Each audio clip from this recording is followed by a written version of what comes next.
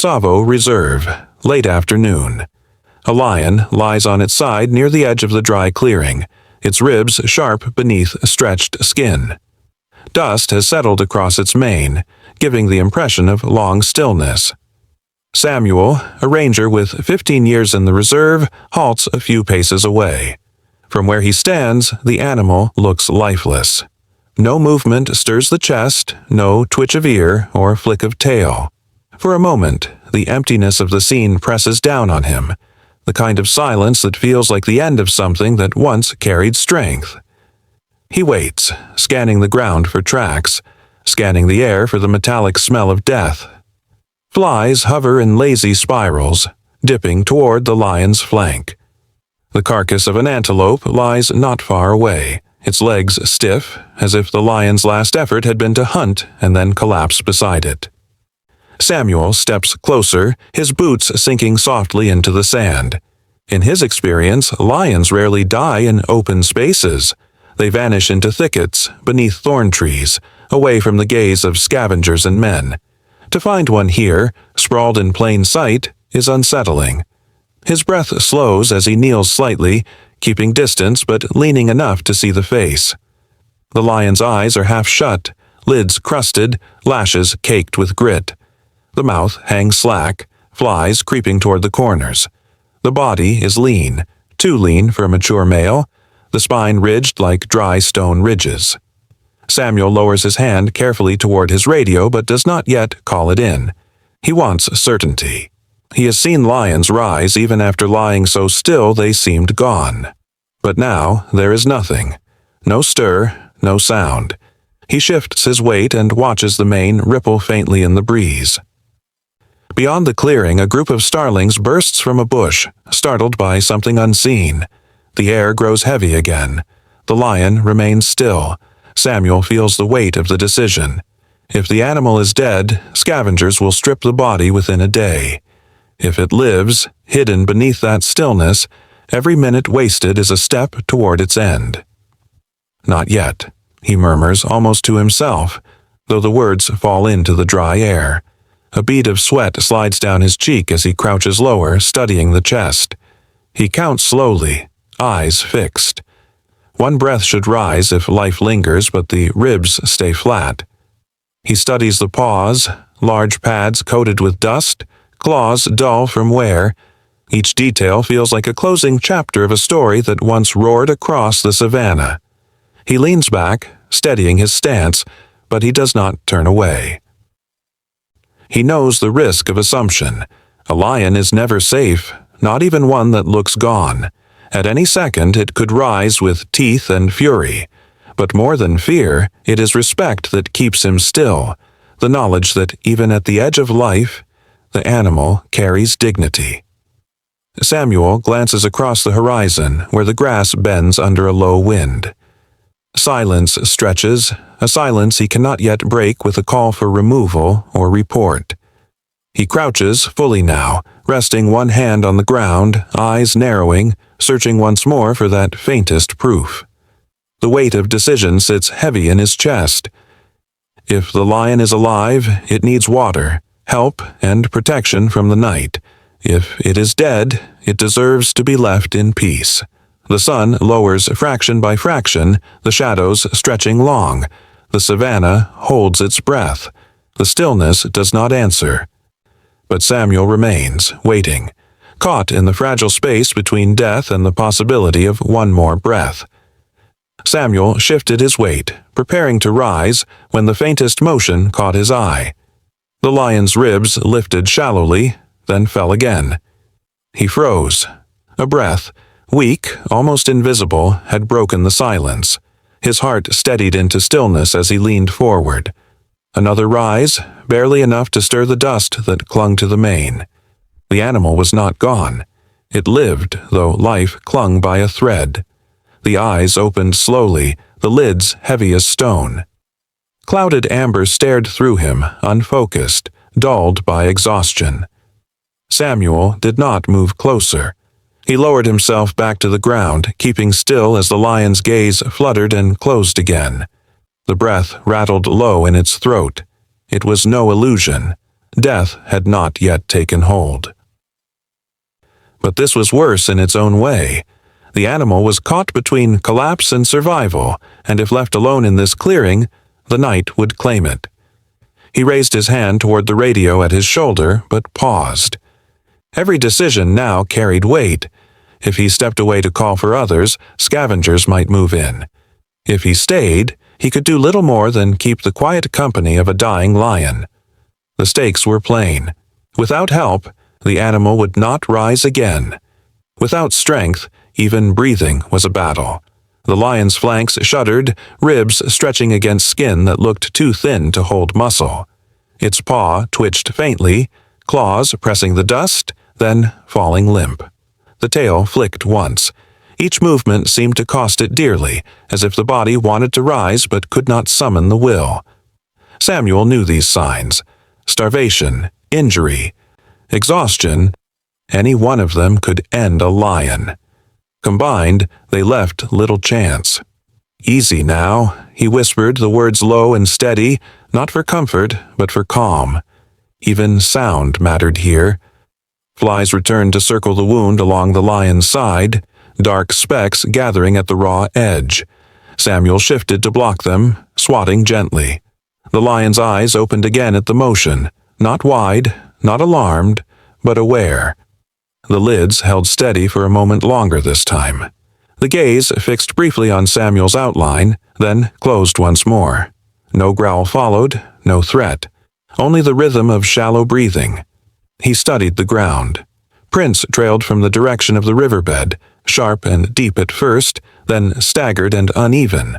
The lion had walked far, each step weaker than the last, until the body failed. The antelope carcass nearby bore marks of teeth, but not enough to suggest a full meal. It had hunted and struck, but lacked the strength to feed. Each fact stacked against the animal, each detail a reminder that the thin line between life and death was closing fast. Samuel exhaled slowly, weighing the choice that pressed on him.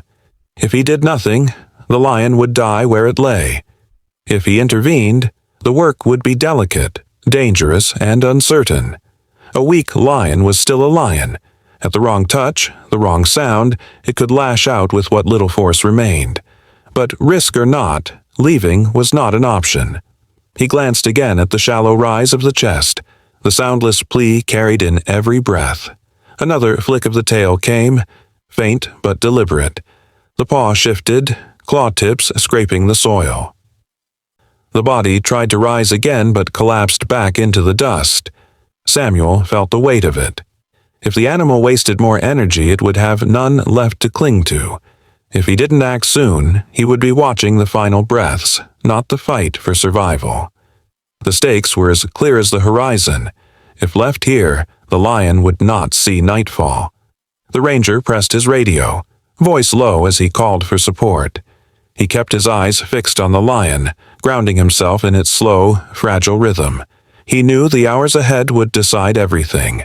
The animal was not yet dead, but the living would not hold on without care. In the dust of Tsavo, Samuel sat in silence, waiting, carrying the fragile truth in front of him. The lion was alive, but only just. The lion's eyes flickered open once more, the dull amber shifting faintly in the afternoon light. A tremor rippled through its frame. Samuel stayed low, his body still, every sense fixed on the animal as the front legs twitched forward.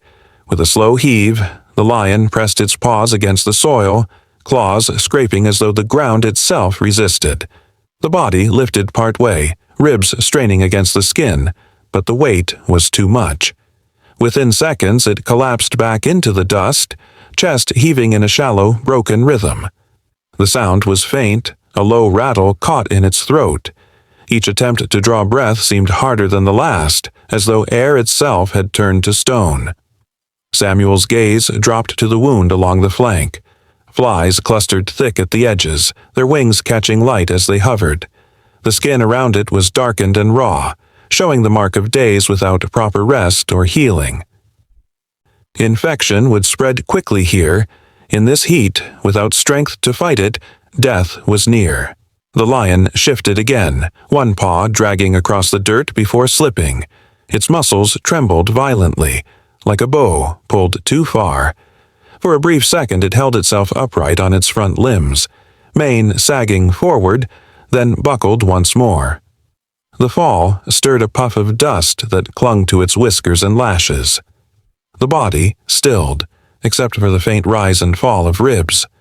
Samuel whispered, his voice low and steady as stone. "Stay. Easy now." He knew the stakes. A lion forcing itself to stand too soon could tear open a wound, worsen a break, or collapse fatally in motion. Its life depended not just on recovery, but on stillness. The choice was simple but brutal. If it rose again before its body could bear the strain, the attempt might end what little strength remained. If it did not try, and no aid came, weakness would claim it slowly, quietly, either path balanced on the edge of loss. Samuel shifted his weight on the ground, lowering his posture further, signaling quiet to the team who watched at a distance. His hand stayed close to the radio, but his eyes never left the lion. The animal's tail twitched once, a jerking flick that betrayed its agitation. Its ears sagged sideways, heavy under exhaustion, but each breath carried faint resistance, as if the fight inside had not yet dimmed. The sun leaned lower, casting long shadows through the dry grass. Hyenas stirred somewhere beyond the clearing, their faint whoops carried by the wind. Samuel's jaw tightened. They were patient, waiting for certainty. If the lion failed to rise again, they would have their chance before nightfall. This made every moment more fragile. The lion tried once more. Its forelegs braced, pads pushing against the dust. The hindquarters shifted weakly, but no strength followed. The body dragged forward only an inch before it sagged completely. The sound of its exhale broke the silence, a guttural groan of effort spent. Dust clung thick to the wound now, mixing with blood, drawing more flies. Samuel moved one knee carefully into the soil, closing the distance by only a step, making sure the animal could see him. He did not reach for it, only let his presence steady the air between them. His voice, barely more than breath, came again. "Rest, now." He knew that was all the lion had left in its control, the chance to pause. The animal's sides quivered, then settled, its eyes half closed, nostrils flaring shallowly. The attempt to rise had drained what little was left. Samuel kept his gaze steady, his posture calm, though inside he measured each risk with precision. If the lion continued to waste energy, it would not live to see dawn. If help came soon, there was still a fragile chance. The clearing returned to silence, broken only by the faint buzzing of flies and the weak rhythm of breath. Samuel lowered his head briefly, a quiet acceptance of the moment. The lion lay unmoving again, caught between will and exhaustion, the body too frail to follow its own instinct. The danger was not gone. It lingered in every rise of the chest, every tremor of muscle. What stood between life and death now was not strength, but the fragile mercy of time. Samuel raised his hand, a silent signal toward the line of brush where two fellow rangers stood waiting. They moved with measured steps, no sudden motion, until one of them pressed a metal canteen into his palm. The weight felt small for what was needed, but it was all they had carried this far. He crouched low again, careful not to crowd the lion's space, and unscrewed the cap with slow precision. The lion's ears twitched faintly at the sound, a minimal response, but it told Samuel that life still lingered inside the battered frame. The sand around the lion was dry and brittle from days without rain. Samuel tilted the canteen and poured a thin stream onto the ground. The water seeped quickly, darkening the soil as it spread, creeping slowly toward the animal's muzzle. The smell of moisture carried faintly in the air. For a moment, nothing changed. The lion's head rested heavy against the earth, eyes half-lidded, body drained. Then, with an effort that seemed to pull from its last reserves, the nostrils flared, sensing the dampness. The lion shifted its jaw, tongue emerging slowly, dragging across the dirt. Its movements were clumsy and uncoordinated, as though the simple act of lowering its head required more strength than its body could give. Samuel watched closely, steadying his own breathing. The tongue brushed the damp soil once, then again, finding the shallow seep of water. Weak lapping followed, slow and uneven. Each swallow seemed to echo louder than the wind in the ranger's ears. He exhaled, only then realizing how long he had been holding still. The others behind him exchanged a glance, their silence carrying the same fragile relief. A lion in this state had no guarantee of recovery, but drinking meant its body had not yet given up entirely. "That's it," Samuel murmured softly, the words more like air than voice. The lion's ears twitched faintly at the sound, but no other reaction came. Its focus stayed fixed on the water, each labored lap carving another moment of survival. The stream from the canteen grew thin, but Samuel continued until the last drop fell. He tapped the side, coaxing every bit from the metal, letting it bleed into the soil until the ground could give no more. The lion dragged its tongue across the damp earth, then let its head sink back down, nostrils brushing the patch of wet sand. Its sides rose and fell faster now, not strong, but steadier. For the first time since Samuel had seen it, the breath sounded less like a rattle and more like a rhythm. Still, the risks did not loosen. Water alone could not heal the wound that stretched across its flank. Infection threatened, weakness threatened, and the scavengers still waited somewhere beyond the clearing. The hyena's laughter floated again on the wind, distant yet near enough to remind them all that time was short. If the lion did not regain strength before nightfall, if more water or food could not be found, the effort might only delay the inevitable. Samuel's eyes traced the horizon, calculating, measuring every choice. The lion shifted slightly, paws dragging across the ground, trying once more to move. Its head lifted only an inch before falling back again, dust rising around its face. The men stayed still, giving it space. A wrong step closer could undo the fragile trust that had allowed it to drink. For now, they had given it something small but critical. It had accepted. That was all. Samuel capped the empty canteen and placed it quietly beside him. His gaze stayed on the lion's chest, watching the rise and fall with sharp attention. Each breath carried risk. Each pause threatened finality. If the lion drank again soon, the chance of survival widened. If exhaustion overcame it before then, this clearing would still become its grave. The stakes remained absolute. Drinking was life. Failing was death. As the sun began its slow descent, a faint breeze swept the clearing, brushing through the grass in long waves. The lion's tail flicked weakly against the soil, once, then stilled again, its eyes half opened, catching the slant of fading light before closing once more. Samuel let his shoulders ease slightly, the smallest surrender to hope, knowing the night ahead would test every breath the animal had left. The last drops of water had sunk into the soil, leaving only a dark patch where the lion's muzzle rested. Its breathing steadied into a fragile rhythm, shallow but more certain than before. Samuel eased back a pace, giving space, though his eyes never wavered from the body stretched across the dust. A low sound carried across the clearing, rising and falling like laughter but hollow and sharp.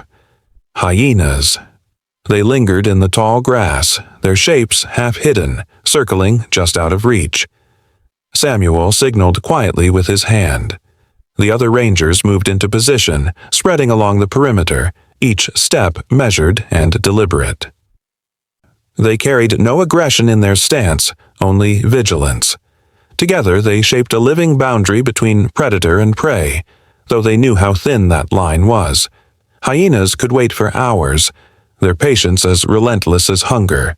If the lion failed to rise before dusk, the circle would not hold forever. The air thickened with tension as the sun lowered another span. The light stretched long, turning the edges of the clearing into strips of gold and shadow. From the grass came another sound, a short bark followed by the shuffle of paws. More hyenas gathered, their eyes catching glints of light. Samuel's jaw tightened. He knew the numbers would grow as night drew near. The lion's body quivered, a tremor passing from shoulder to tail. Its ears twitched toward the noise, acknowledging the threat even in weakness. The tail moved once, flicking against the ground, not in strength, but in awareness. Samuel caught the motion instantly. It was the first deliberate sign he had seen beyond thirst. He exchanged a glance with the ranger to his right. Neither man spoke, but the meaning was clear. There was still life left inside this animal. Still, the danger remained plain. If the lion attempted to rise again too soon, its body might collapse fully, leaving it unable to resist the encroaching circle of scavengers. If it stayed down through the night, the outcome was just as final. The rangers could keep the hyenas at bay for a time, but not indefinitely. Every decision rested on what strength the lion could muster and how long they could hold the line around it. A breeze swept through the clearing, carrying the dry scent of earth and the sharper odor of blood from the wound. It drew the hyenas closer. Their shapes shifted, one stepping into the open before stopping, head low, waiting. Samuel lifted his hand, steady, calm. The rangers held their ground. They did not shout, did not threaten, and only stood firm in silence. The lion's ribs lifted unevenly, each breath drawn with effort. Its head shifted slightly, eyes half opening, catching the movement at the clearing's edge. For a moment, its gaze sharpened, a faint glimmer beneath the exhaustion. The tail flicked again, stronger this time, dust rising as it struck the earth. Samuel leaned forward just enough to whisper, "Hold on." His voice was quiet, carried more by intent than sound. The hyenas lingered, their patience unbroken, but the rangers did not falter. Their circle stayed steady as the shadows lengthened, bodies outlined against the fading light. Time was their enemy, yet each minute bought mattered. If the lion found enough will to stand before the night closed in, there would be a chance. If not, no boundary of men could keep death away forever. The last edge of sun caught the mane, glinting faintly in its tangled strands. Dust rose and settled again as the lion's tail struck once more. Samuel's eyes fixed on that movement, the smallest defiance against stillness. Weak as it was, it carried the weight of survival, a signal that life had not yet surrendered. The lion had not moved from where it lay, but its tail still flicked faintly in the dust, the same slow rhythm that told Samuel life remained. With the heat pressing hard against the ground, he knew the animal would not survive long under the open sun. He raised his hand once more, and the other rangers came forward with deliberate, quiet steps, carrying strips of cloth and what little water they still had. Their movements were steady, never sudden, never rushed. In silence, they worked around the lion, leaving space between its body and their hands, preparing the ground beneath the branches of an acacia nearby. The men laid damp cloths across the soil in the shade, cooling the air just enough to ease the strain. Samuel crouched low again, studying the lion's flank, watching the steady but shallow lift of its ribs. The wound along its side seeped slowly, attracting flies, but the animal did not stir in anger.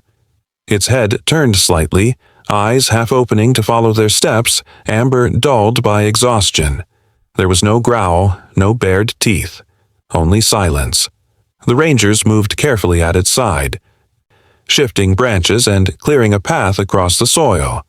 Samuel lowered his voice, calm and steady, each word placed with care. "Easy now," he whispered as he and another ranger slid their weight beneath the lion's forelegs with long poles. They did not lift it fully. They guided, nudged, and eased its body forward inch by inch. The hind legs dragged across the dust, kicking faintly in protest, but the lion did not resist beyond what weakness compelled. When they paused, the lion's eyes fixed on Samuel, holding there with heavy lids. The gaze was not sharp, not threatening, but steady. Samuel understood what it meant. The animal was aware. It knew movement was happening around it. Still, it allowed them near. If it had the strength to rise and fight, this would not have been possible. What kept them safe now was not control, but the necessity of trust. The shade of the acacia tree fell across the lion's back as they settled it onto the cooled ground. Its chest expanded with another shallow breath, the sound less strained than before. Samuel took a cloth, dampened in the last of their water, and laid it softly near the wound. He did not press it, did not touch the animal's body directly, and only let the air shift cooler in the space beside it. The lion's ears twitched once, then stilled. Its eyes closed again, nostrils flaring to draw in the faint scent of wet earth. The other rangers stepped back, leaving Samuel nearest. He remained on one knee, body low and steady, his gaze never leaving the animal. He felt the balance of it all, the fragile thread that held the lion between life and death, trust and collapse.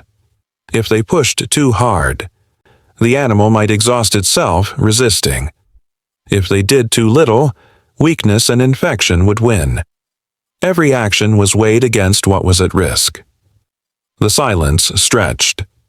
Above them, the branches shifted with the light wind, leaves whispering faintly.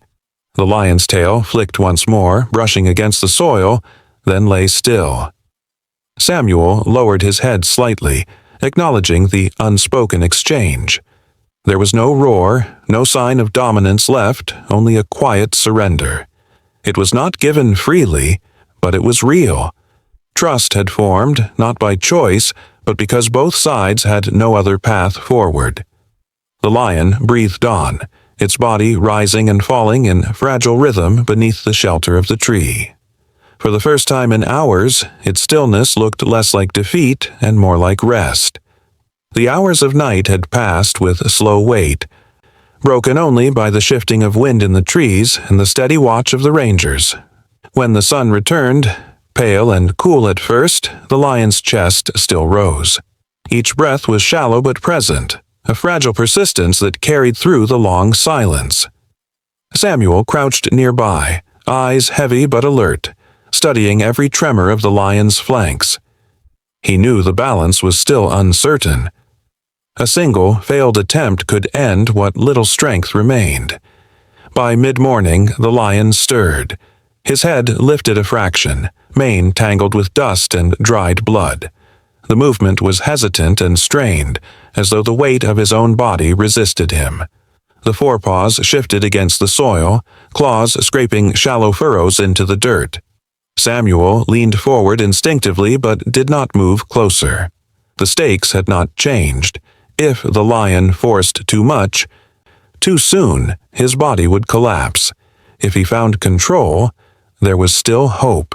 The lion pressed harder, muscles trembling beneath his thin hide. His front legs locked for an instant, holding him just above the earth. His chest expanded, a low grunt escaping. Not the call of power, but the raw sound of effort. He swayed, unsteady, and his body threatened to give way. Samuel whispered into the stillness, "Steady. Easy now."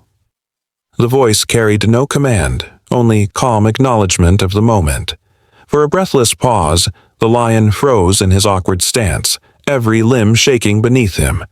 Dust rose around his paws, clinging to the pads. Then, with a small shift of weight, his hind legs dragged beneath him, weak but searching for balance. His frame lifted in pieces, uneven, but the outcome was clear. He was standing, however unsteadily. The rangers stepped back as one, their circle widening. They did not want their nearness to break the lion's fragile hold. If he panicked and bolted, the exertion would tear away the last of his reserves. If he moved with patience, step by careful step, the path toward recovery remained open. Samuel's jaw tightened as he watched, the knowledge plain in his mind. If he runs, he dies. If he walks, he may live. The lion's body swayed, ribs protruding as he fought to steady himself. His tail lashed once, not in strength but in an effort to anchor his balance. He lowered his head, nostrils flaring as he pulled air deep into his lungs. The sound of breath was rough but stronger than it had been the day before. For a moment it seemed he might fall again. His legs shook violently, hindquarters sagging, but he held. One paw shifted forward. The step was small, more drag than stride, but it carried weight. Dust scattered as the claws dug into the earth, anchoring him against the weakness that pulled him down. Another step followed, halting and slow. His body swayed, nearly collapsing before he caught himself.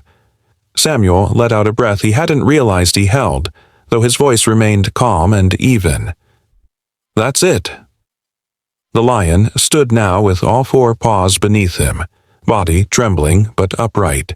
His head lifted slightly, mane stirring in the wind.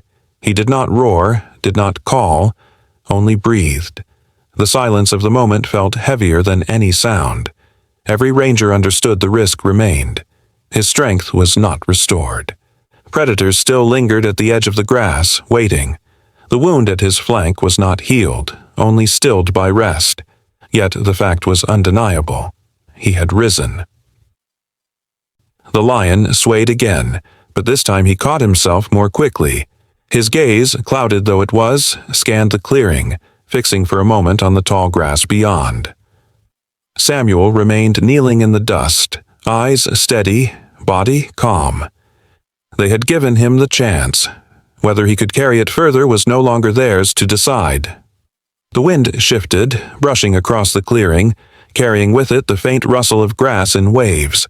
The lion's paws pressed deeper into the soil, anchoring him against the tremor that still shook his frame. His chest lifted once more, a grunt rumbling low. Then he stood in silence, fragile but undeniable, alive on his own legs again. The lion stood unsteady, every breath still heavy with effort. Dust clung to his mane, and the wound at his flank seeped faintly, but his paws pressed firm into the soil. For long moments he remained still, body trembling against weakness, eyes half closed in exhaustion. Then his head turned slightly toward the open plain. The tall grass shifted in the breeze, a living wall of gold and shadow. Beyond it lay the vastness of the reserve, the world he had once roamed in strength. The first step forward was halting, more drag than stride. His paw sank into the soil, claws catching lightly before he pushed again. His body swayed, nearly faltering, but he caught himself, chest lifting with a low grunt. Samuel and the rangers held their ground behind him, silent, watchful. They did not move to help now. To interfere would be to take more than they had given. Survival would not come from human hands, but from the lion's own fragile will. A second step followed, uneven, dust scattering beneath his pads. His hind legs trailed behind, stiff and uncertain, but they bore him forward. The air filled with the faint sound of his breathing, rough but steady. Each movement cost him dearly, yet each carried him further from the place where he had almost ended. The men knew the stakes with absolute clarity. If he tried to run, his body would break. If he paced with patience, there was still a chance of life. The lion paused after several steps, head low, mane hanging in tangled strands that caught the light. The sun, climbing higher now, painted the clearing with heat, but in the shifting shade of the acacia, his frame glowed faintly. He blinked slowly, nostrils flaring, catching the scent of grass and distant herds. His tail flicked once, weak but deliberate. With another heave of effort he moved again, pushing toward the horizon. Samuel's chest tightened as he watched. Every step away widened the fragile distance between death and survival. The lion's gait remained slow and uneven, but his path was sure. No hesitation, no backward glance. He walked as though drawn forward by the simple fact of living, carried by instinct even in weakness. At the edge of the clearing, the grass swallowed his legs. The stalks bent and brushed against his body, bowing under his weight as he pushed deeper inside. His mane caught the sun once more, glinting gold against the shifting green.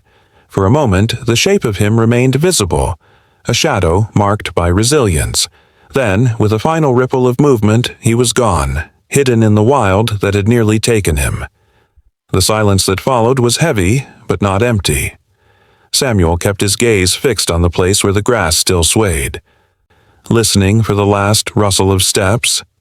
When it faded, he exhaled slowly, his shoulders easing. The ground where the lion had lain still bore the outline of his body, a reminder of the edge he had stood on. Yet the clearing now felt different, less like a grave and more like a passage. The rangers did not speak. They stood in stillness, the weight of the moment pressing quiet into their chests. The work was not victory, not assurance of survival, but it had given the lion a chance to return. That was all they could offer, and it was enough. The wind rose gently, carrying across the plain, brushing through the grass where he had vanished. Samuel let his eyes follow its movement until the horizon blurred. What began as stillness mistaken for death had become something else entirely, a quiet return to life. Carried into the wild where it belonged,